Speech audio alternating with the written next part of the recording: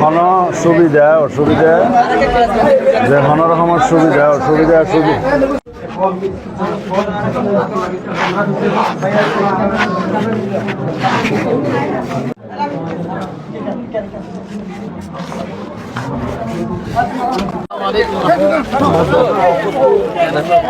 চেহারা তো দানা দাঁড়ান করো।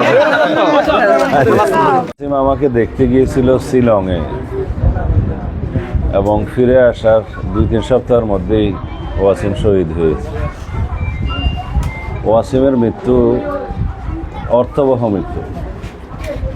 মানুষের মৃত্যু আছে, কিন্তু জাতির মুক্তির সংগ্রামের জন্য, গণতন্ত্রের জন্য, গণবিপ্লবে যারা শহীদ হয়েছেন তারা এই জাতির বীর সন্তান।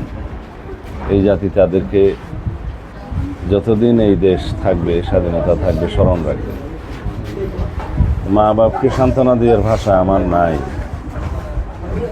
কিন্তু আমি মনে করি ওয়াসিম এই দেশের দ্বিতীয় শহীদ, এই দেশের গণবিপ্লবে প্রথম শহীদ রংপুরের সাইদ। সুতরাং ওয়াসিমের পিতামাতার গর্ববোধ করা উচিত যে তাদের রক্তদানের মধ্য দিয়ে এই দেশ নতুনভাবে স্বাধীনতা পেয়েছে, নতুনভাবে আমরা এই দেশের বিজয় দিবস পেয়েছি। সুতরাং আমরা সবাই এক একজন ওয়াসিমের সেই চেতনাকে ধারণ করে বাংলাদেশের প্রকৃত গণতান্ত্রিক মর্যাদা ফিরিয়ে আনবো ইনশাআল্লাহ, এবং বাংলাদেশের স্বাধীনতা, সার্বভৌমত্ব, গণতন্ত্রকে আমরা সুসংহত রাখবার চেষ্টা করব। এটাই হবে আমাদের শহীদের রক্তের প্রতি সম্মান প্রদর্শন করার একমাত্র রাস্তা।